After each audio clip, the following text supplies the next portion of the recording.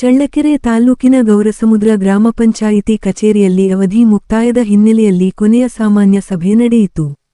ಈ ಸಂದರ್ಭದಲ್ಲಿ ಗ್ರಾಮ ಪಂಚಾಯಿತಿ ಅಧ್ಯಕ್ಷ ಓಬಣ್ಣ ಅವರು ಮಾತನಾಡಿ, ತಮ್ಮ 30 ತಿಂಗಳ ಅಧಿಕಾರಾವಧಿಯಲ್ಲಿ ಎಸ್ಸಿ-ಎಸ್ಟಿ ಸಮುದಾಯದ ಸುಮಾರು 88 ಮೃತ ಕುಟುಂಬಗಳಿಗೆ ತಲಾ 5,000 ರೂಪಾಯಿ ಗಳಂತೆ ವೈಯಕ್ತಿಕವಾಗಿ ಅಂತ್ಯಸಂಸ್ಕಾರ ಸಹಾಯಧನ ನೀಡಿರುವುದಾಗಿ ತಿಳಿಸಿದರು. ಗ್ರಾಮದ ದುರ್ಬಲ ವರ್ಗಗಳ ಕುಟುಂಬಗಳಿಗೆ ನೆರವಾಗುವುದು ತಮ್ಮ ಕರ್ತವ್ಯವಾಗಿದ್ದು, ಈ ಸಹಾಯ ಮಾನವೀಯ ನೆಲೆಯಲ್ಲಿ ನೀಡಲಾಗಿದೆ ಎಂದು ಅವರು ಹೇಳಿದರು. ತಮ್ಮ ಆಡಳಿತಾವಧಿಯಲ್ಲಿ ಗ್ರಾಮ ಪಂಚಾಯಿತಿ ಆಡಳಿತ ಸುಗಮವಾಗಿ ನಡೆಯಲು ಸಹಕಾರ ನೀಡಿದ ಎಲ್ಲಾ ಸದಸ್ಯರು ಹಾಗೂ ಸಿಬ್ಬಂದಿ ವರ್ಗದವರಿಗೆ ಅಧ್ಯಕ್ಷ ಓಬಣ್ಣ ಅವರು ಧನ್ಯವಾದಗಳನ್ನು ಸಲ್ಲಿಸಿದರು. ಈ ಸಂದರ್ಭದಲ್ಲಿ ಪಿಡಿಒ ಕೊರ್ಲಯ್ಯ ಗ್ರಾಪಂ ಸದಸ್ಯರು ಉಪಸ್ಥಿತರಿದ್ದರು. ಸದಸ್ಯರಾದಂಥ ತಿಮ್ಮರೆಡ್ಡಣ್ಣವರು ಮತ್ತು ತಿಪ್ಪಸಮ್ಮಣ್ಣವರು, ಶಿಶುಕುಮಾರ್ ಅವರು, ಮಲ್ಲೇಶಣ್ಣವರು, ಮಲ್ಲಯ್ಯನವರು, ನಮ್ಮ ಈರಣ್ಣನವರು, ರತ್ನಮ್ಮವರು, ಮಂಜಕ್ಕವರು, ಜಯಮ್ಮಕ್ಕವರು ಮತ್ತು ಶಾರದಮ್ಮಕ್ಕವರು ಮತ್ತು ಮಾರಕ್ಕ ಮಾಜಿ ಅಧ್ಯಕ್ಷರು ಮತ್ತು ಇವರು ಶಾರದಮ್ಮಕ್ಕರು ಮಾಜಿ ಅಧ್ಯಕ್ಷರು ಮತ್ತು ವಿಶೇಷವಾಗಿ ನಮ್ಮ ಗ್ರಾಮ ಪಂಚಾಯತಿ ಉಪಾಧ್ಯಕ್ಷರಾದಂಥ ಸಹೋದರಿ ನಾಗವೇಣಿಯವರು ಈ ಸಭೆಗೆ ಹಾಜರಾಗಿದ್ದಾರೆ. ಮತ್ತು ಕಂಪ್ಯೂಟರ್ ರಾಜಣ್ಣವರು ಮತ್ತು ವಾಟರ್ ಮ್ಯಾನ್ ಆದಂಥ ನನ್ನ ಕ್ಲಾಸ್ಮೇಟ್ ಅವರು ಯಾರು ಇದು ನಮ್ಮ ತಿಪ್ಪೇಶಿ ಮತ್ತು ಜವಾನ್ ನಮ್ಮ ಬೊಮ್ಮಣ್ಣ, ಇವರಿಬ್ಬರು ನನ್ನ ಕ್ಲಾಸ್ಮೇಟು. ವಿಶೇಷ ಅಂದರೆ ನಾನು ಒಬ್ಬ ಹೋಸತಿ ಗ್ರಾಮ ಪಂಚಾಯತಿ ಮೆಂಬರು, ಇವಾಗ ನನ್ನ ಅಧ್ಯಕ್ಷರು. ನಾನು ಅವರು ಇವತ್ತಿಗೂ ನಾನು ಬೊಮ್ಮಣ್ಣ ಅಂತ ಕರೆದಿಲ್ಲ, ಸುಮ್ಮನೆ ಬಾರಪ್ಪ ಅಂತೀನಿ. ಅವನು ಮಾಟುನಷ್ಟೇ. ನಾನು ಏಕವಚನದಾಗ ಇವತ್ತಿಗೂ ಯಾರಿಗೂ ನನ್ನ ಸಣ್ಣದಾಗಿರ್ಬೋದು, ನಾನು ಇವತ್ತಿಗೂ ಏಕವಚನದಾಗ ನಾನು ಮಾತಾಡಿಲ್ಲ. ಒಂದು ಮತ್ತೆ ವಣ್ಣೇಶಣ್ಣವರು, ಇವತ್ತು ಹಾಜರಾದಂಥ ನಮ್ಮ ಅಳಿಯ ಆಂಜನೇಯ ಅವರು ಮತ್ತು ಮಲ್ಲೇಶ್ ಅವರು, ಸತ್ಯಣ್ಣ ಅವರು, ಮತ್ತೆ ಇವರು ಯಾರು ನಮ್ಮ ಗಿರೀಶ್ ಅವರು ಮತ್ತು ನಮ್ಮ ಹನುಮಕ್ಕ ಅವರು ಮತ್ತು ಜೆ ನಾಗರಾಜ್ ಅವರು, ಇವರೆಲ್ಲರಿಗೂ ನನಗೆ ಬಹಳ ಸಪೋರ್ಟ್ ಕೊಟ್ಟು ನನಗೆ ಇಲ್ಲಿ ಈ ಸ್ಥಾನಕ್ಕೆ ಕೂರಕ್ಕೆ ನಮ್ಮ ಮೆಂಬರ್ಗಳು ಎಷ್ಟು ಆಸಕ್ತಿ ತೋರಿಸಿದಾರೋ ಇವರು ಅಷ್ಟೇ ನನ್ನ ಮೇಲೆ ಅಭಿಮಾನ ಇಟ್ಕೊಂಡಿದ್ದಾರೆ. ಇವರೆಲ್ಲರಿಗೂ ನನ್ನ ನಮಸ್ಕಾರ. ವಿಶೇಷ ಏನಂದ್ರೆ 5 ವರ್ಷ ನಾವು ಗೆದ್ದು ಈ ದಿನಕ್ಕೆ 5 ವರ್ಷ ನಾವು ಒಳಗೆ ಬಂದು ಈ ಗ್ರಾಮ ಪಂಚಾಯತಿಗೆ 5 ವರ್ಷದಲ್ಲಿ 4 ಹಳ್ಳಿನಾಗೆ ಬಣ್ಣತಿಮ್ಲಾಪುರ ಆಗಿರ್ಬೋದು, ಹನುಮಂತಣ್ಣ ಆಗಿರ್ಬೋದು ಮತ್ತು ಓಬನಹಳ್ಳಿ ಆಗಿರ್ಬೋದು, ನಾವೇನು 23 ಜನ 27 ಜನ ಏನಾಯ್ದಿವೋ ನಮ್ಮ ಬಾಡಿನಾಗೆ ನಮ್ಮ ಸಿಬ್ಬಂದಿ ಸೇರಿ, ನಮ್ಮ ಅಧಿಕಾರಿ ಪಿಡಿಒ ಅವರು ಸೇರಿ ಒಂದೇ ಒಂದು ರಾಜಕೀಯ ಗಲಾಟೆ ಇವತ್ತಿಗೂ ಯಾವ ಹಳ್ಳಿನಾಗೂ ಒಂದೇ ಒಂದು ಮನೆಯಾಗೂ ರಾಜಕೀಯ ಗಲಾಟೆ ಇವತ್ತಿಗೂ ಆಗಿಲ್ಲ. ಹಂಗೆ ನಾವು ಅಣ್ತಂಬಳಾಗಿ ಒಂದು ಕುಟುಂಬ ಆಗಿ ಎಲ್ಲ ನಡೆಸ್ಕೊಂಡು ಹೋಗಿದೀವಿ. ಅವ್ರು ನಮ್ಗೆ ಸಾಥ್ ಕೊಟ್ಟಿದ್ದಾರೆ, ನಾನು ಅವ್ರಿಗೆ ಸಾಥ್ ಕೊಟ್ಟಿದ್ದೀನಿ. ನಮ್ಮ ಸಿಬ್ಬಂದಿನ ಅದೇ ತರ ಕೆಲಸ ಮಾಡಿಕೊಟ್ಟಿದ್ದಾರೆ. ಮೆಂಬರ್ ನಾನು ಹೇಳಿರ್ಬೋದು, ನಮ್ಮ ಮೆಂಬರ್ಗಳೇ ಹೇಳಿರ್ಬೋದು, ನಮ್ಮ ಸಿಬ್ಬಂದಿನೂ ಹೇಳಿರ್ಬೋದು. ಒಬ್ರಿಗೊಬ್ರು ಇವತ್ತಿಗೂ ಒಂದು ಸಣ್ಣ ಪುಟ್ಟ ಗಲಾಟೆ ಮೊತ್ತ ಆಗಿಲ್ಲ. ಆ ತರ ನಡೆಸ್ಕೊಂಡು ಹೋಗಿದೀವಿ. ಎಲ್ಲರೂ ಯಶಸ್ವಿ ಆಗ ಕಾರಣ ಇದೇ ಕಾರಣ. ಮತ್ತೆ ಅಭಿವೃದ್ಧಿ ಆಗಿಲ್ಲ ಅಂತಾರೆ ನಮ್ಮ ಪಂಚಾಯತ್. ನಮ್ಮ ಜಿಲ್ಲಾ ಮಟ್ಟದಲ್ಲಾಗಿರ್ಬೋದು, ತಾಲೂಕು ಮಟ್ಟದಲ್ಲಾಗಿರ್ಬೋದು, ಇವಾಗ ಆನ್ಲೈನ್ ಸಿಗುತ್ತೆ. ಗೋಸಮುದ್ರ ಪಂಚಾಯತಿನಲ್ಲಿ ಏನೇನಾಗಿದೆ, ಎಷ್ಟು ವರ್ಕ್ ಆಗಿದೆ, ಏನೇನಾಗಿದೆ ಅಂತ.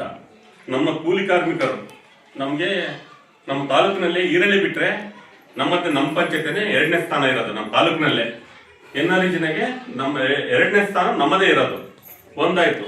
ನೆಕ್ಸ್ಟ್ 15th ಫೈನಾನ್ಸ್ನಾಗೆ ಜಾತ್ರೆ ಬರ್ತದೆ. ಎಲ್ಲಿ ಡಾಕ್ಟರೇಟ್ ಬಿಟ್ರೆ ನಮ್ಮ ಡಿಸ್ಟಿಕ್ನಾಗೆ ನಮ್ದೇ ವಿಶೇಷ ಜಾತ್ರೆ.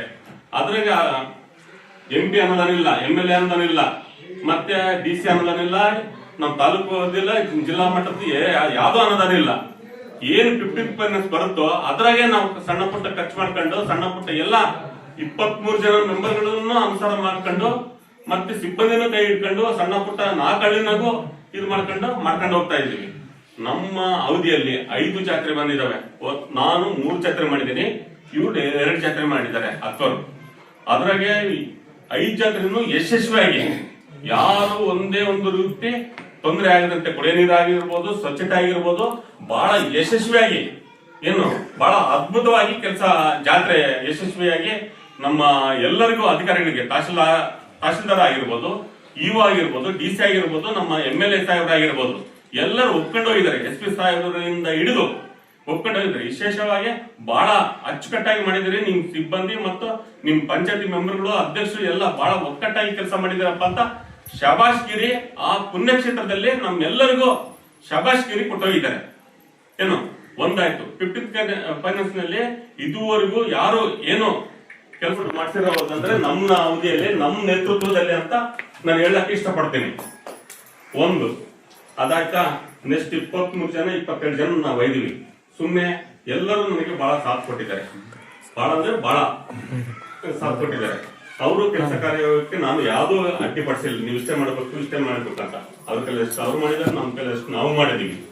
ಮತ್ತೆ ಇದೆಲ್ಲ ನಮ್ಗೆ ಸಾಥ್ ಕೊಟ್ಟಿರೋದಂತ ನನ್ನ ಸರ್ವ ಸದಸ್ಯರಿಗೂ ಮತ್ತೊಮ್ಮೆ ನಮ್ಮ ದಕ್ಷ ಅಧಿಕಾರಿ ನನಗೆ ವಿಶೇಷವಾಗಿ ಇವತ್ತು ಬಹಳ ಖುಷಿ ಆಯಿತು. ನಮ್ಮ ಕೊಲ್ಲೆ ಸರ್ ಏನಂದ್ರೆ ಬೇರೆ ಊರು ಆಗಿರ್ಬೋದು, ಆದ್ರೆ ತವ್ರ ಮನೆ ಅಂದ್ರೆ ಇದೇ ಗೋಸಮುದ್ರ. ಅವರು ಪ್ರತಿ ಒಂದು 4 ಹಳ್ಳಿನಾಗೂ ಪ್ರತಿ ಒಂದು ಹಳ್ಳಿನಾಗೂ ಒಂದೊಂದು ಮನೆಗೂ ಕೊರ್ಲೆ ಪಿಡೋ ಯಾರಂದ್ರೆ ಕೊರ್ಲೆ ಅಂತಾರೆ. ಬೇರೆಯವ್ರು ಬಂದಿರ್ಬೋದು ನಮ್ಮ ಗೋಸಮುದ್ರಕ್ಕೆ, ಆದ್ರೂ ಕೊರ್ಲೆ ಹೆಸರು ಪಿಡೋ ಕೊರ್ಲೆ ಭಾಷಣ ಅದು వచ్చిನ ಅಂತಾರೆ ತೆಲುಗು ಭಾಷೆನಾಗ.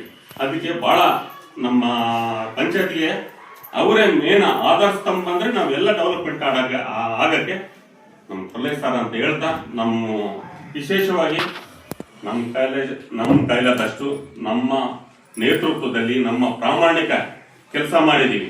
ಸುಮ್ಮನೆ ವಾಟ್ಸಾಪ್ ಫೇಸ್ಬುಕ್ ಆ ತರ ಇಷ್ಟು ಅದೇ ಸಾಹೇಬ್ ಹೇಳಿದ್ರು, ಇಷ್ಟು ಕೋಟಿ ಅನುದಾನ ಬಂತು, ಇಷ್ಟು ಹೋಯ್ತು, ಇಷ್ಟು ಆನ್ಲೈನ್ ಆಗಿ ಗೊತ್ತಾಗ್ಬಿಡ್ತದೆ ಸ್ವಾಮಿ, ಏನೇನು ಯಾರಾದ್ರೂ ಎಷ್ಟೆಷ್ಟು ಖರ್ಚು ಮಾಡಿದ್ದಾರೆ, ಯಾವ್ದಕ್ಕೆ ಏನು ಇದಾಗೈತೆ ಅಂತ. ಸುಮ್ಮನೆ ಬೋಗಸ್ ಮಾತು ಬೇಡ. ಇವಾಗ ಪಂಚಾಯತ್ಗೆ ಇಷ್ಟ ಅನುದಾನ ಬಂತು, ಎಲ್ಲಾಯ್ತು? ಒಂದೇ ಒಂದು ರೂಪಾಯಿ ಬಂದಿಲ್ಲ. 1 ವರ್ಷ ಆಯ್ತು 15th ಫೈನಾನ್ಸ್ ಬಂದು. ಇಷ್ಟೆಲ್ಲ ಮೇಂಟೈನ್ ಮಾಡ್ತಾ ಇದೀವಿ. ವಿಶೇಷವನ್ನ ಅಂದ್ರೆ ಇವತ್ತು 15th ಫೈನಾನ್ಸ್ ನಾಗ 31 ಲಕ್ಷದ ಚಿಲ್ಲರೆ ಐತೆ. ಯಾರು ಬಿಟ್ಟಿದ್ದಾರೆ ಸುಮ್ಮನೆ? ಇಷ್ಟು 31 ಲಕ್ಷ ಐತೋ ಇಲ್ಲ ಅಂತ ನನ್ನ ವಿರೋಧಿಗಳಿಗೆ ಗೊತ್ತಿಲ್ಲ. ಎಲ್ಲ ಖರ್ಚು ಮಾಡಿದ್ದಾರೆ, ಇದು ಆಗಿದೆ ಇದಾಗಿದೆ. ಇಲ್ಲ, ಅಕೌಂಟ್ ಚೆಕ್ ಮಾಡ್ರಿ. ಆನ್ಲೈನ್ ಇವಾಗ ಪ್ರತಿಯೊಂದು ಮೊಬೈಲ್ನಾಗ ಬರ್ತದೆ, ವಾಟ್ಸಪ್ನಾಗ ಬರ್ತದೆ. ಅಪಪ್ರಚಾರ ಬೇಡ. ಏನಿದ್ರು ನೇರ ಮಾತಾಡ್ರಿ. ನಾನೇನೋ ತಪ್ಪಿದ್ರೆ ಇದು ಮಾಡ್ರಿ ಅಂತ ಪ್ರತಿಯೊಂದು ಮೀಟಿಂಗ್ನಾಗ ಹೇಳ್ತೀನಿ. ಲೆಕ್ಕ ಕೇಳ್ರಿ. ಏನೋ ಲೆಕ್ಕ ತಪ್ಪು ಇದ್ರೆ ನಾನೇ ಹೊಣೆಗಾರ ಅಂತ ಪ್ರತಿಯೊಂದು ಮೀಟಿಂಗ್ನಾಗೂ ಪ್ರತಿಯೊಬ್ಬ ಮೆಂಬರ್ಗಳಿಗೂ ನಾನು ಹೇಳ್ತಾ ಇದ್ದೀನಿ. ಗೊತ್ತಾ, ನಾನು ಕೈಲಾದಷ್ಟು ನಾನು ನಿಮ್ಮ ನೇತೃತ್ವದಲ್ಲಿ, ನನ್ನ ನೇತೃತ್ವದಲ್ಲಿ ಯಾವುದೇ ಕಳಂಕ ಈ ಪಂಚಾಯತಿ ಆಗಿರ್ಬೋದು, ನಮ್ಮ ಗೋಸಮುದ್ರ ಗ್ರಾಮಕ್ಕಾಗಿರ್ಬೋದು, ಎಲ್ಲಾ 4 ಹಳ್ಳಿಗಾಗಲಿ ಕಪ್ಪು ಚುಕ್ಕೆ ಬರತ್ತ ಕೆಲಸ ನಾನು ಮಾಡಿಲ್ಲ ಅಂತ ಹೇಳ್ತಾ, ನಾನು ಪ್ರಾಮಾಣಿಕವಾಗಿ ಕೆಲಸ ಮಾಡಿದೀನಿ. ನನ್ನ ಅವಧಿಯಲ್ಲಿ ನನಗೆ ತೃಪ್ತಿ ಆಗೈತೆ ಅಂತ ಹೇಳ್ತಾ ನಾನು ಮಾತು ಮುಗಿಸ್ತೇನೆ.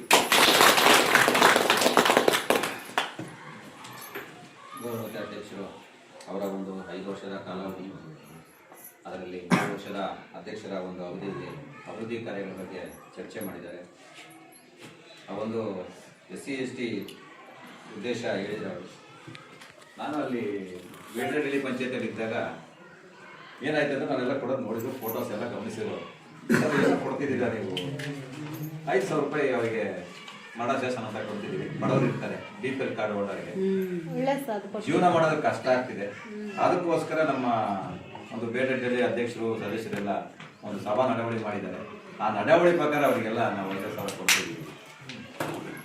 ಅದರಿಂದ ಒಂದು ನಮಗೆ ಆದೇಶ ಬೇಕು ಸರ್, ನಾನು ಅದನ್ನ ಜಾರಿ ಮಾಡ್ತೀನಿ ನನ್ನ ಪಂಚಾಯತಿಯಲ್ಲಿ. ಸರಿಯಪ್ಪ ಕೊಡ್ತೀನಿ. ಕೊಟ್ಟು 1 ತಿಂಗಳಲ್ಲಿ ಅವರು ಸಭೆ ಕರೆದು ಸಭೆಯಲ್ಲಿ ಮಾಡಿದ್ದಾರೆ. ಏನಂತ ಹೇಳಿದ್ರೆ, ನಮಗೆ ಕಡ್ಡಾಯವಾಗಿ ಸರ್ಕಾರದ ನಿಯಮಗಳಿದ್ದಾವೆ. SC/STಗೆ ಬ್ಯಾಕ್ವರ್ಡ್ ಜನಗಳಿಗೆ ನಮ್ಮ ಅನುದಾನದಲ್ಲಿ ಯಾವುದೇ ಅನುದಾನ ಬರಲಿ ಅದರಲ್ಲಿ 5% ಖರ್ಚು ಮಾಡೋದು. ಈಗ ವಿದ್ಯಾರ್ಥಿಗಳ ಬುಕ್ಸ್ ಅಂತ ಹೇಳ್ತಾರೆ, ಬುಕ್ಸ್ ಕೊಟ್ಟರೆ ಅವ್ರು ಏನ್ ಮಾಡ್ತಾರೆ, ಈ ವರ್ಷಕ್ಕೆ ಬರ್ತಾರೆ, ಮುಂದೆ ವರ್ಷಕ್ಕೆ ಬರಲ್ಲ. ಅದರಲ್ಲಿ ಒಂದು ಕಂಡೀಷನ್ ಇದೆ. PUCಗೆ ಎಷ್ಟು ಕೊಡಬೇಕು, SSLCಗೆ ಎಷ್ಟು ಕೊಡಬೇಕು, ಡಿಗ್ರಿ ಓದೋನಿಗೆ ಕೊಡಬೇಕು, ಟ್ರೈನಿಂಗ್ ಮಾಡೋನಿಗೆ ಕೊಡಬೇಕು, B.Ed ಮಾಡೋನಿಗೆ. ಅದು 500 ರೂಪಾಯಿ, 1,000 ರೂಪಾಯಿ, 1,500 ಇದೆ SC/ST ಖರ್ಚು ಮಾಡಬೇಕು. ಅದರಲ್ಲಿ ಕೆಲವರು ಪಡೆದರು, ಕೆಲವರು ಪಡೀಲಿಲ್ಲ. ನಾವು ಕೆಲವು ಪಂಚಾಯತಿಗಳಲ್ಲಿ ಯಾರೋ ಒಬ್ಬರೇ ಇಬ್ಬರಿಗೆ ಕೊಟ್ಟಿದ್ದೀವಿ.